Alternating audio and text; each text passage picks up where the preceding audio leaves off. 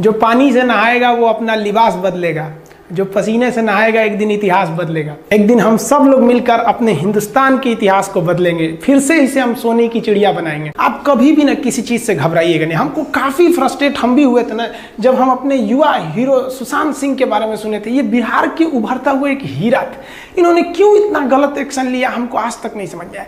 देखिए, परिस्थितियाँ सबके सामने होती, मुसीबत सबके सामने आता है। ऐसा कोई व्यक्ति बताइए ना जिसके यहाँ कोई मुसीबत ना हो। आप हो, हम हो, हाँ थोड़ा बड़ा थोड़ा कम आता है। मुसीबत से तो घबराना ही नहीं चाहिए। मुसीबत एक ऐसी तिजोरी है जिसके अंदर आपको सफलताओं के हथियार मिलते हैं। जब मुसीबत आएगी तो आप तिजोरी खोलिए, उसमें आपको हथियार मिलेगा आप सफल होने का। लेकिन सुशांत भैया आपने तो तिजोरी खोला ही नहीं। हम लोग क्या कैसे कहें, हम लोग को आप छोड़ के चले गए। इसकी क्षतिपूर्ति कभी नहीं कर सकता है बिहार का चमकता हुआ हीरो। हम लोग ने जो आपकी मूवी देखी, जो छिछोरे मूवी थी, जो आपका धोनी में जो रोल निभाया था, क्या कहें हम आपको, आपने क्यों छोड़ के चले गए हम लोग को। हम क्या बता सकते हैं कि हम लोगों को कितना लॉस हुआ। हम आप सबको कहना चाहते हैं मुसीबत सबके आगे होती है। आप बताइए, ये बच्चों को मुसीबत देख सकते हैं, कितनी गरीबी इनके सामने है, क्या इनकी ज़िंदगी अच्छी है? नहीं, लेकिन ये भी संघर्ष करते हैं। तो अगर आप खुद को फ्रस्ट्रेट होकर देखना चाहते हैं तो आप अपने से बड़े लोगों को देखिए, आप फ्रस्ट्रेट हो जाएंगे। लेकिन आप खुश रह के जीना चाहते हैं तो आप अपने से छोटे लोगों को देखिए, फिर आपको लगेगा कि नहीं यार, ज़िंदगी ने तो हमें बहुत कुछ दिया। पता है, इन बच्चों का भगवान ने इनसे बचपना छीन लिया। और लोग कहते हैं कि इनको लोग सता रहे थे, घुटन हो रहे थे। अरे हम क्या कहेंगे, घुटन क्या चीज़ होती है? उस बच्चे से पूछिए जो काम करता है रोटी के लिए खिलौनों की दुकान पर। वो बच्चा कैसे खेलता होगा जो दिन भर मेले में खिलौना बेचता है? यार फ्रस्ट्रेट नहीं होना चाहिए। ज़िंदगी छोटी नहीं होती है, हम देर से जीना शुरू करते हैं। सबके सामने कुछ ना कुछ समस्याएं आती होती हैं।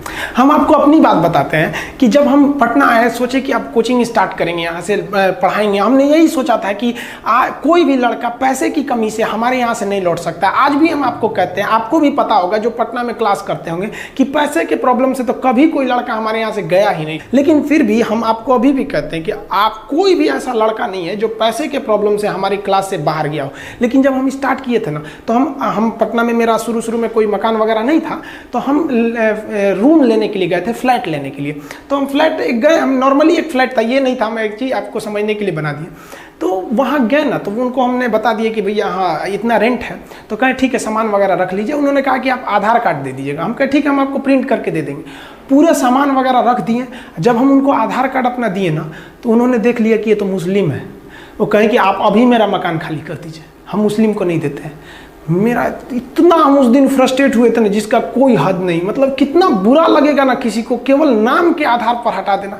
फिर हमको अजीब लगा था, ये क्या कर रहे हैं यार, ये 21वीं सदी में ऐसी मानसिकता से कैसे काम चलेगा आप लोग का। फिर क्या करेंगे, उनके आगे तो हम लोग जीत नहीं सकते। फिर पूरा सामान ले आए। फिर से एक जगह और गए, तो वो भाई साहब मुस्लिम थे। तो वो पूछे कि आपका नाम क्या है? तो हम कहे आप ये नाम क्यों पूछ रहे हैं मेरा? तो उन्होंने क्या कहा कि हम हिंदू को नहीं देते हैं। देखिए, एक जगह हिंदू हैं वो मुस्लिम को नहीं देते हैं, एक जगह मुस्लिम है जो हिंदू को नहीं देते। हमको ये समझ में नहीं आ रहा है कि हम किसको बोले, किसको सही बोले, किसको गलत कहें। फिर एक भाई साहब के पास गए, हम कहें कि देखिए भैया आपके यहाँ हमको रूम चाहिए, लेकिन हिंदू मुस्लिम का लफड़ा तो आपके यहाँ नहीं है। उन्होंने कहा कि नहीं हमारे यहाँ नहीं है। 3-4 जगह देखे तो हमको लगा कि नहीं, कई लोग हैं जो दे देते हैं। तो हमको एक बात समझ में आया, यार सारे लोग गलत नहीं हैं और ना ही सारे लोग अच्छे हैं। कुछ ससुरे बहुत खचरा हैं और कुछ बहुत अच्छे भी हैं यहाँ पे। लेकिन इससे घबराना नहीं चाहिए। हमको कुछ समय के लिए बहुत बुरा लगा था यार, क्या हो गया हमारे देश को। जब हम गुलाम थे तो हिंदुस्तानी थे, ये आज़ादी ने हमें हिंदू मुसलमान बना दिया। ये क्या मतलब बनता है? हम तो ये कहते हैं कि भैया एक अच्छा हिंदू वही है जिसे कोई मुस्लिम भी गाली ना दे सके, कुछ ना बोल सके। आप बताइए ना, विवेकानंद के बारे में कोई अपशब्द बोल सकता है? और अच्छा मुसलमान वही है जिसे कोई हिंदू भी चाह के अपशब्द नहीं बोल सके। हम किसी को भी कहते हैं, चुनौती देते हैं, आप अब्दुल कलाम के बारे में एक अपशब्द निकालिए, आप में हिम्मत ही नहीं होगा कि आप कुछ निकाल सके इनके बारे में। देखिए, फ्रस्ट्रेट नहीं होना चाहिए। भगवान सबको एक दिन सद्बुद्धि देता है, सब लोग एक रास्ते पे आते हैं। हर समस्या का कोई ना कोई समाधान जरूर होता है।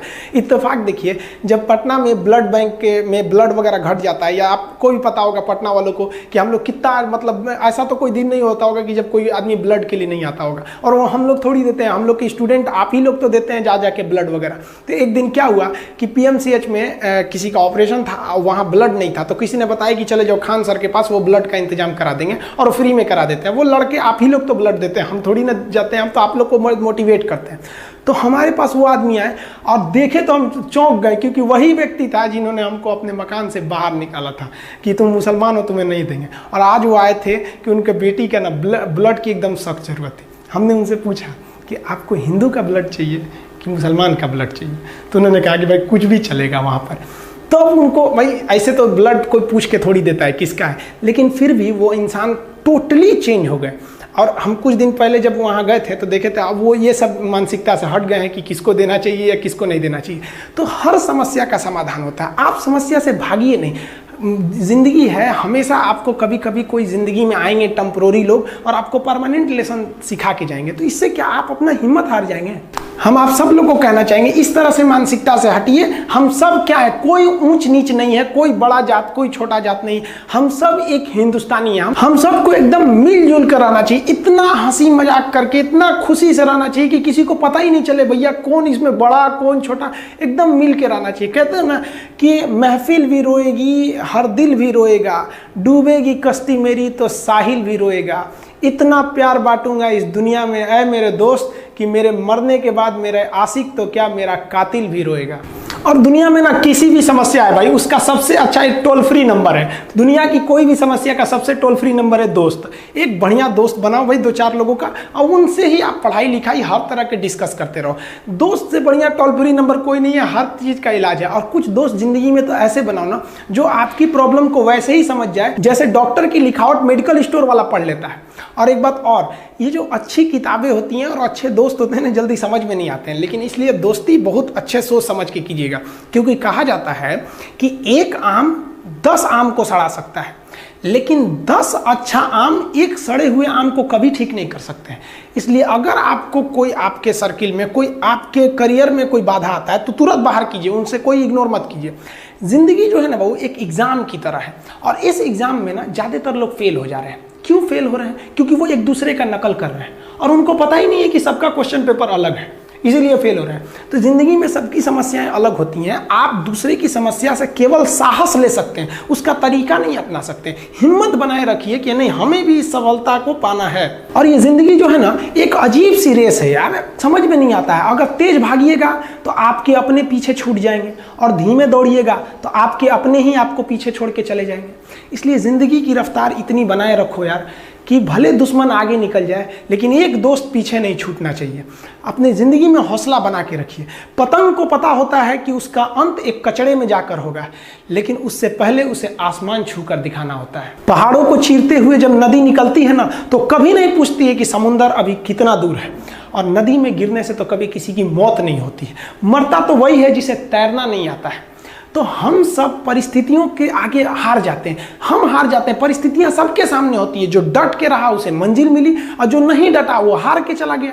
जब हमारे पास परिस्थितियां आती हैं, हम घिर जाते हैं चारों ओर से, तो हम परिस्थितियों को दोष देने लगते हैं, न कि उस परिस्थितियों से निकलते हैं। कोई मस्जिद जाता है, कोई मंदिर जाता है, कभी सोचा है भगवान को कितना बुरा लगता होगा? सोचते होंगे कि बंदा केवल हमसे मांगने ही आता है। यार कभी मिलने भी आया करो। हमको तो लगता है किसी दिन भगवान निकल के बोलेंगे कि यार केवल तुम लोग हमसे मांगने ही आते हो, कभी मिलने भी आया करो। तो भगवान से या अल्लाह से सबसे एक दुआ मांगिए कि आप हमको मुसीबत देना है, आप दीजिए। आप जिस तरह से हमें खुशी देते हैं उसी तरह से हम आपके दिए गए दुखों को भी अपनाएंगे, लेकिन हाँ उस दुख से लड़ने की हिम्मत भी जरूर दीजिएगा। और सबको अपने अपने कर्मों का पता होता है, यूं ही गंगा किनारे इतनी भीड़ नहीं लगी रहती।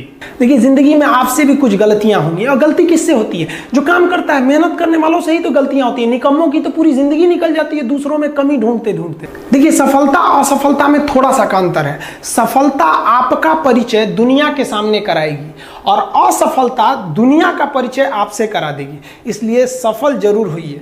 देखिए 97% लोग जो है ना वो थक के किसी काम को छोड़ देते हैं, और जिंदगी भर उन 3% लोगों के लिए काम करने लगते हैं जो कभी भी हार नहीं मानते हैं। मेहनत बता देता है कि परिणाम कैसे मिलेगा, वरना परिणाम तो बताता ही है कि आपका मेहनत कैसा था। कुछ लोगों को लगता है कि उनके पिताजी बहुत पहुंच वाले हैं, दादाजी बहुत पहुंच वाले हैं, तो उनकी बदौलत हमें कोई काम मिल जाएगा, कोई जॉब मिल जाएगा। तो कोई ये बहुत बड़ी बात नहीं है। पहचान से मिला काम बहुत देर तक नहीं रहती है, लेकिन काम से मिलने वाली पहचान आजीवन रहती है। हम स्टूडेंट्स को कहना चाहेंगे, आजकल स्टूडेंट्स को पता नहीं क्या हो गया है ना, सोचना वो लड़की के पीछे पगलाया है, कहता है कि लव हो गया। भाई दुनिया में लव नहीं होता है किसी से, ये एक अट्रैक्शन है सबको। मान लीजिए मेल है तो उसे फीमेल से होगा, फीमेल से है तो उसे मेल से होगा। तो कोई कैसे कहेगा कि हम तुम्हारी ओर अट्रैक्ट हो रहे हैं? तो उसको छुपाने के लिए कहता है हमको लव हो गया। भैया लव अब नहीं हो गया। अगर आपसे कोई कहता है ना कि आपको वो आपसे ट्रू लव करता है तो उससे कहिएगा कि हमको अभी मेरा किडनी खराब हो गया, 1 लाख रुपए की ज़रूरत है, नहीं देगा। लेकिन आप अपने माता पिता से कहिएगा कि हमको 1 लाख की ज़रूरत है, और रियल में भी अगर हो जाएगा तो वो अपना शरीर बेच देंगे आपके लिए, लेकिन वो नहीं बेचेंगे। ये होता है लव। लेकिन लोग अट्रैक्शन को लव कहते हैं, उसके लिए पूरी ज़िंदगी बर्बाद कर देते हैं। ये सब बाबू गलत चीज़ है। जो आप अपना देखिए, आप अपना करियर छोड़ के अगर इस सब चीज़ में जाइएगा तो पूरी लाइफ बर्बाद हो जाएगी। आप जो रिश्ता खोजते हैं अपना कॉलेज में, कोचिंग में, ये सब परमानेंट रिश्ते नहीं हो सकते हैं। हाँ, अगर आप गर्लफ्रेंड से शादी करेंगे तो ये आपके लिए बेस्ट लड़की होगी, लेकिन माँ बाप जो ढूंढ के लाएंगे, जो भगवान आपके लिए बनाया है, वो लड़की आपके लिए यूनिक होगी। If you will best you will number 1, and if you will unique you will only 1। तो याद रखिएगा, जो भगवान आपको बना के जोड़ता है ना, वो रिश्ता सबसे अच्छा होता है। अपने माँ बाप को देखिए ना, क्या झगड़े नहीं हुए, लेकिन आज भी वो लोग एक साथ रहते हैं। लेकिन फिर भी आप देखिए, आजकल के जो वेस्टर्न कल्चर आ गया, क्या वेस्टर्न कल्चर हो गया समझ में नहीं आता है। प्यार और छोहाड़ा, इसकी ज़िंदगी ना 1 साल होती है, 1 साल में ही खराब हो जाता है। ये वेस्टर्न कल्चर है, हमारी भारत की संस्कृति नहीं है। हम गर्व करते हैं, हमें अहंकार है, हमें गुरूर है अपने भारत की संस्कृति पर। जहाँ एक छोटी सी बच्ची भी गुड़िया खरीदती है ना, तो उसके लिए दुपट्टा खरीदती है। और यार, अगर आपको दिल लगाना ही है तो किताबों से लगाओ ना यार। बेवफा भी निकलेगी तो मुकद्दर बना के जाएगी। दिन ना सबके लिए 24 घंटा का होता है। ऐसा नहीं है कि आपको अलग से वक्त मिलेगा, लेकिन इसी 24 घंटे में किसी को प्यार करके पति बनने का शौक है, तो किसी को मेहनत करके करोड़पति बनने का शौक है। तो आप डिसाइड करिए आपको क्या बनना है। क्योंकि बरसों बाद जब लोग ये मिलेंगे ना आपसे, तो ये नहीं पूछेंगे कि कितनी गर्लफ्रेंड है, लोग पूछेंगे कमाता कितना है, हैसियत कितनी है तुम्हारी। ये दुनिया का उसूल है कि लोग कभी भी आपसे खैरियत नहीं, आपकी हैसियत पूछते हैं। लोग एक दूसरे से वादा करते हैं कि तुम्हारा जिंदगी भर साथ निभाएंगे, कोई किसी का साथ नहीं निभाता है। लोग अर्थी और जनाजा भी ले जाते हैं ना 2 कदम, तो कंधे बदल बदल के ले जाते हैं, जबकि पता है कि आखिरी मुलाकात है। और लोग यहाँ कंधा बदल बदल के ले जा रहे हैं और लोग वादे कर रहे हैं कि जिंदगी भर साथ निभाएंगे, कोई साथ नहीं निभाता है। हम आप सब लड़का लड़की से कहना चाहेंगे कि अभी वक्त है, अभी सर झुका के पढ़ लीजिए। वादा है आपसे कि जिला में सबसे ऊंचा सर आपका होगा। लेकिन अगर अभी आप सोचिएगा आराम करने के लिए, पूरी जिंदगी आपको तकलीफ उठानी पड़ेगी। अगर आज आप किताबों के दीवाने हो गए ना, तो कल दुनिया आपकी दीवानी हो जाएगी। किसी ड्रीम गर्ल के लिए ना अपने माँ बाप के ड्रीम को कभी नहीं छोड़ना चाहिए। आप लोग जो सोचते हैं ना इधर उधर, वो खुशी तो आप लोगों ने कभी देखा ही नहीं। कोई स्टूडेंट अभी तक खुशी नहीं देखा। हम आपको व्यक्तिगत बताते हैं। देखिए, खुशी कब मिलेगी आपको? जिस दिन आपको जॉब मिलेगा ना, और जो पहली सैलरी मिलेगी वो भी नहीं खुशी है। जब आप अपनी पहली सैलरी ले जाके अपनी माँ के हाथों में देंगे ना, तो आपकी आंखों में आंसू होगा। आप याद करेंगे कि जिस माँ की उंगलियों को पकड़कर हमने चलना सीखा, आज उसको हमने अपनी पहली कमाई दिया है। और जब कमाने लगेंगे ना, तब समझ में आएगा कि लाखों रुपए की अहमियत कुछ नहीं है, वो 1 रुपए के आगे जब माँ स्कूल जाते वक्त दिया करती थी। और गौर से देखा करो अपने माँ बाप के आंखों में, ये वो आईने होते हैं जिसमें बच्चे कभी बूढ़े नहीं होते।